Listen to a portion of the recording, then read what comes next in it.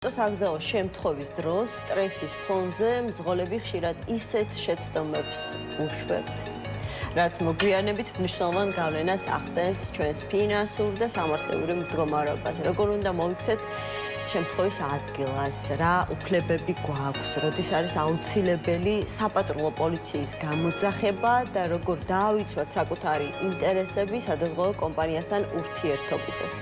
სწორედ ამ პრაქტიკულ და მნიშვნელოვან საკითხებზე სასაუბროთ დღეს ჩვენი სტუმარი ნიკოლოზ მელაძე ადვოკატი გახლავთ. ნიკოლოზ, მოგესალმებით, მადლობა გადაცემაში მონაწილეობისთვის. ეს ის შეკითხვებია, რომელზე პასუხიც თანაც კომპეტენტური, კვალიფიციური პასუხი ყველას აინტერესებს და პირველი შეკითხვა რაც არის, ანუ თუ ავტოსაგზაო შემთხვევა მოხდა, პირველი რაც მძღოლმა უნდა გააკეთოს, რა არის, როგორ უნდა მოიქცეს, როგორ ვიქცევით ამ შემთხვევაში? ამ შემთხვევაში მოგესალმებით თქვენ მაყურებელს. ამ შემთხვევაში მნიშვნელოვანი არის, რომ გაითვალისწინოს შემდეგი გარემოები. აუცილებლად უნდა შეატყობინოს შესაბამის კომპეტენტურ ორგანოს. ამ შემთხვევაში ნაგასაკუთრებელ სამწოს 112-ში უნდა განახორციელოს სარი. მეორე რაც ყველაზე მნიშვნელოვანია, თუ ავტომობილი დაზღვეულია, უნდა შეატყობინოს სადაზღვევო კომპანიას, რომ მოხდა შემთხვევა და რაც ყველაზე მნიშვნელოვანია და ხშირად შემთხვევები მოსდით ხოლმე, არ უნდა გადაადგილონ ავტომობილი შემთხვევის ადგილიდან. აი სამი წესია, რომელიც უნდა დაიცვას პირველი ავტოსაგზაო შემთხვევის დროს.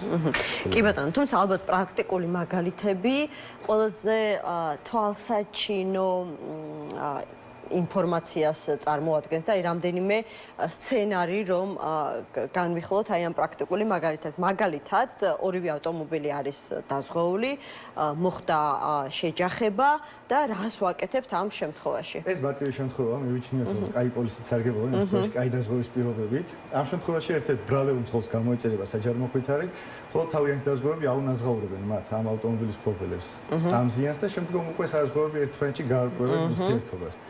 როდესაც მხოლოდ ერთი ავტომობილი არის დაზღვეული და მეორეს არ აქვს ავტომობილის დაზღვევა, ამ შემთხვევაში რა ხდება? აი, საინტერესო შემთხვევა არის, მოგხსენებთ, ყველაზე ხშირი შემთხვევა, როდესაც ერთი ავტომობილი არის ხოლმე. ამ შემთხვევაში მივიჩნიოთ, რომ ბრალეული მძღოლი იყოს ის, რომელსაც არ გააჩნია დაზღვევა. იმ მძღოლს აუნაზღაურებს სადაზღვევო.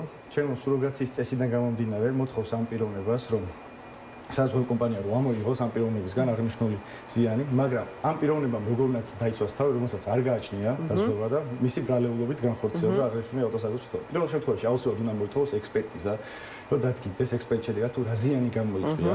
ნამდვილად საჭირო იქნება თუ არა აღნიშნული დეტალების შეცვლა, იქნება გამომდინარე, რომ სამოქალაქო კოდექსიდან გამომდინარე, მხარე ვალდებულია, რომ აღადგინოს პირველ ეტაპში და თუ აღდგენა შეუძლებელია, მხოლოდ ამის შემდგომ ჩაანაცვლოს ახლით. აქედან გამომდინარე ეს დეტალები და ყველაზე თავი რაცა, თუ საზღვაო კომპანია შეცვლის აღნიშნულ დეტალებს შეუძლია მხარე მოითხოვოს, რომ გადმოცეს ეს შეცვლილი დეტალები და მოგეხსენებათ ამ დეტალებს ხშირად სოლიდური თანხა აქვს ხოლმე და მისთვის ერთგვარი შემოსუბუქებელი გარემოება. ნიკას, ხოთაშორის იცით რა, ხშირად მომისმენია მძღოლებისგან, რომ მათ აქვთ პრეტენზია სადაზღვევო კომპანიის მიერ ანაზღაურებულ პრემიასთან დაკავშირებით. ეს არის ძალიან საინტერესო, ანუ არსებობს რაიმე დადგენილი, არ ვიცი, ფორმულა, ალგორითმი, თუ ყველა შემთხვევა ინდივიდუალურად ნაზღაურდება ამ შემთხვევაში. როგორ განისაზღვრება სადაზღვევო კომპანიის მიერ დაზღვეულისთვის პენსიის განსაზღვრის ოდენობა? ეს არის ძალიან საინტერესო. აქ ორ ნაწილად უნდა გავყოთ. ერთია შემთხვევა, როდესაც ავტომობილის მოვიდა შემთხვევა და ამ დროს საზღვაო კომპანია აგზავნებს თავის პროვაიდერ სახელოსნოში, რა დროსაც ხდება პროვაიდერის მიერ შეფასება. ხშირად როდესაც დაბალია და მხარე აპელირებს, რომ ამ თანხაში შეუძლებელია ამის შეკეთება, შეუძლია რომ მიმართოს სამხაროუცე ბიუროს, ჩაატაროს ექსპერტიზა და უკვე შემდგომ საზღვაოს აუხსნას, რომ შეუძლებელია და აღემატება ამ თანხას. უბრალოდ უფრო პრობლემატური შემთხვევაა ხოლმე, ეს შემთხვევა მოხდება. საზღვაომ შეაკეთა ავტომობილი და როგორ ხდება აღნიშნული შეკეთება. მივა ორ თავის პროვაიდერ პროფილაქტიკაში და ორი ნოისი დევს ხოლმე საქმეში. ერთი ნოისი არის, როდესაც აღნიშნული თანხა შედარებით მაღალია, მეორე ნოისი, რომელიც შედარებით დაბალია. უბრალოდ საბაზრო ღირებულება ზოგჯერ მაინც აღემატება ხოლმე. აქედან გამომდინარე, სადაო არის ეს და ზუსტად ექსპერტიზის დასკვნარი, რაც მხარესთვის იქნება ერთგვარი მისი უფლების სწორი რეალიზაციის საშუალება. თქვენი პრაქტიკიდან გამომდინარე არის ძალიან საინტერესო. ყველაზე ხშირად რა არის ხოლმე კომპანიასა და დაზღვეულს შორის სამართლებრივი დავის საგანი? ყველაზე ხშირად რაზე დავობენ სასამართლოში? ხშირად საზღვაო კომპანია უარსეუნება ხოლმე ანაზღაურებაზე მხარეს იმ მოტივით, რაც უბრალოდ საგამონაკლისო პირობებში წერია. და ამიტომ მნიშვნელოვანია რომ ხელშეკრულებას გაიცნო. მაგრამ არის დეტალი, რომელიც კანონმდებლობაშიც არ არის გამარტებული, ეს არის უხეში გაუფრთხილებლობა. როდესაც საზღვაო კომპანია მძღოლს ეუბნება, რომ იგი უხეში გაუფრთხილებლობით გადაადგება, რაც შეიძლება საზღვაო კომპანიამ მიჩნოს ღერძულა ხაზის გადაკვეთა. რამდენი ათეული კილომეტრის სიჩქარით გადაჭარბება. რადგანაც სასამართლო ხშირად ეუბნება ამ შემთხვევაში უკვე ავტოდაზღვების კომპანიებს, რომ აღნიშნული არ არის უხეში გაუფრთხილებლობა და მათ უნდა აანაზღაურონ მისიანი. იმის მიხედვით რომ მათი პოზიცია იყო რომ ეს იყო უხეში გაუფრთხილებლობა. ნიკა ხელშეკრულება ახსენეთ და მე მგონი აქედან უნდა დაგვეწყო საუბარი და აი თქვენგან როგორც იურისტისგან მაინტერესებს არ ვიცი რჩევა, რეკომენდაცია, იმიტომ რომ გვერდზე რომ გადავდოთ ფაქტორი, დაზარების ფაქტორი, რომ ეზარებათ ადამიანებს რაღაცა გულდასმით წაიკითხონ ხელშეკრულება და ფაქტობრივად შეისწავლონ. ყველა ადამიანს შეიძლება არც აქვს შესაბამისი სამართლებრივი ცოდნა, უნარი, რომ სწორად ისე აღიქვას ხელშეკრულებით განსაზღვრული პირობები, რაც ამ პირობებით არის ნაგულისხმები, ანუ ინტერპრეტაციების გარეშე. ანუ თქვენი რჩევა როგორი იქნება, ვიდრე გავაფორმებთ ხელშეკრულებას რომელიმე სადაზღვევო კომპანიასთან, ხომ არ ჯობს რომ კვალიფიციური იურისტს გადავახედოთ და სწორედ მას ვთხოვოთ იქ მოყვანილი პირობების შეფასება. ეს შემთხვევა იდეალური იქნება, როდესაც კვალიფიციური ადვოკატი ან წარმომადგენელი გაიცნობა ამას და გაცემს შესაბამის რეკომენდაციას, მაგრამ მხარესას თვითონ შეუძლია რომ მოახდინოს წაკითხვა, რაზეც ყურადღება უნდა გამახსოვდეს, ის საგამონაკლისო პირობები და შეუძლია აუცილებლად უნდა ქონდეს წერილობით სახით ეს, რომ დაუსვა სადაზღვევო კომპანიას აღნიშნული კითხვები წერილობით და წერილობით მიიღოს თუ ამა თუ ის პუნქტი რას ნიშნავს.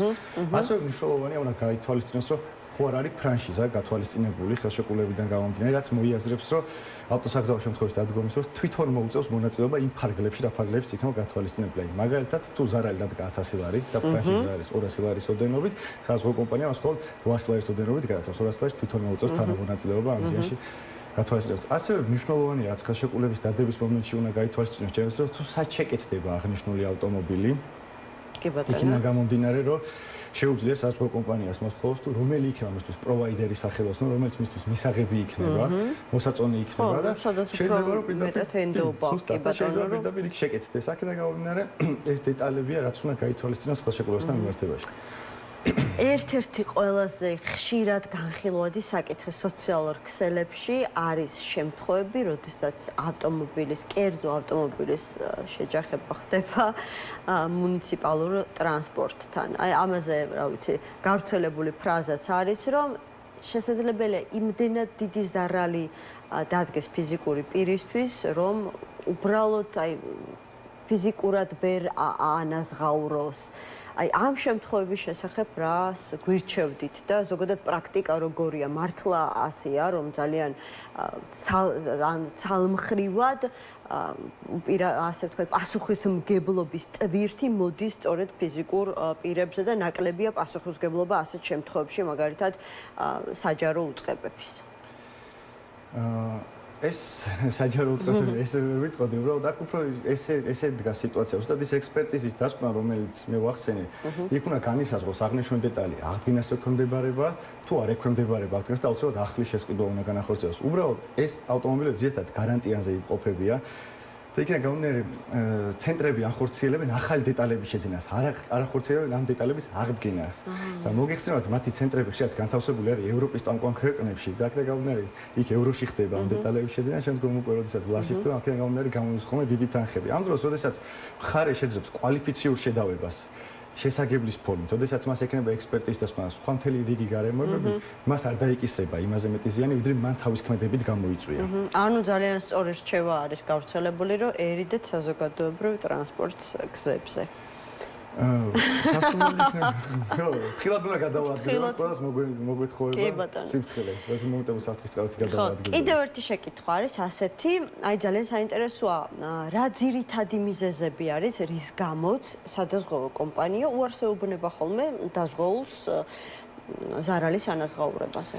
რა შემთხვევები უნდა გავითვალისწინოთ? ეს ის შემთხვევები არის, აი რაც უკვე ვახსენე, როდესაც ხელშეკრულებაში არის გათვალისწინებული საგამონაკლისო პირობები, რა შემთხვევაში არ ანაზღაურებს, ესა ინდივიდუალური შეთანხმების საგანი და უნდა დააკვირდეს ამ შემთხვევაში ხელშეკრულების გაფორმების დროს რა გარემოებები არის, რა არის მისთვის მისაღებია და შეიძლება სპეციალური პირობაც კი შეთანხმდეს, რომ მისთვის მაგათაც ჩქარის გადაჭერების შემთხვევაში მაინც მოხდეს ანაზღაურება და ეს არ ჩაითვალოს უხებ გაფრთხილებაში. აქედან გამომდინარე ეს არის წმინდად შეთანხმების საკითხი თუ რა როგორ ანაირად. კაი თემა ახსენეთ სიჩქარის გადაჭარბება, ეს არის ადმინისტრაციული სამართალდარღვევა და ხშირად არის ხოლმე შემთხვევები, როდესაც ავტოსაგზაო შემთხვევისას მძღოლები ერიდებიან საპატრულო პოლიციის გამოძახებას. ან შეთანხმებით ხდება ეს, ხომ? ორივე მხარის მიერ, რომ მოდი საპატრულო პოლიცია არ გამოვიძახოთ, მოდი ერთმანეთში შევთანხმდეთ და, ну, რა თქმა უნდა, რეაგირებისთვის მიმართავენ სადაზღვევო კომპანიას. ანუ ამ შემთხვევაში ეს ფაქტორი შეიძლება თუ არა შემდეგი სამართლებრივი პროცესების ხელის შემშლელი იყოს. საზღვაო კომპანია პირველ რიგში არ აუნაზღაურებს, მაგრამ იქ გამომდინარეობს, თავისთვის თავარი პირობაა, რომ შესაბამის ორგანოს უნდა შეატყობინონ. მithumetes ესეთი გადაჭარბების შედეგად სერიოზული დაზიანება იქნება. არ ურჩევდი ესეთი გარიგება შესვლას, რადგან ეს კანონსაწინააღმდეგო არის და ითვალისწინებს სანქციას კიდევაც შეუტყოვნებობა, როგორც ფინანსურ, ასევე მართვის უფლებასთან ერთად გარკვეული პირობებით აკრძალვასაც. აქედან გამომდინარე, მსგავსი ტიპის შეთანხმებას მაინც ურჩევდი, რომ ერიდონ. კარგი და ნიკა, შევაჯამოთ ახლა ბოლოს, ესე იგი რა გავიგეთ დღევანდელი გადაცემით და რა უნდა გაითვალისწინოს დაზღვეულმა ან პოტენციურმა, ასე ვთქვათ, კლიენტმა სადაზღვევო კომპანიის ერთი რომ ხელშეკრულება წავიკითხოთ და თუ ჩვენ გვაქვს გარკვეული, ასე ვთქვათ, მოთხოვნები, ну, ყოველ შემთხვევაში ან კითხვის ნიშნები, მაქსიმალური ინფორმაცია გამოვითხოვოთ სადაზღვევო კომპანიისგან, რომ ხელშეკრულების ხელმოწერამდე ყველა ეს შეკითხვა იყოს პასუხგაცემული კომპანიის მხრიდან.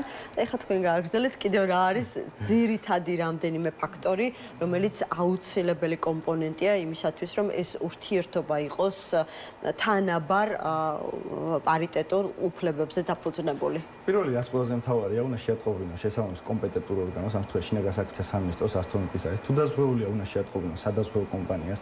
არავითარ შემთხვევაში არ უნდა გადაადგილონ ავტომობილი, თუ შეთანხმებას ხორციელდება ზეპირსიტყვიერად.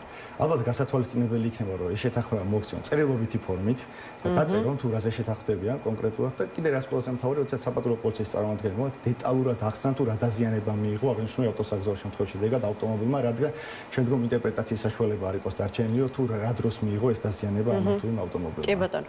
ნიკა, ძალიან დიდი მადლობა გადაცემაში მონაწილეობისთვის. ნიკოლოზ მელაძეს ადვოკატს უსმენდით.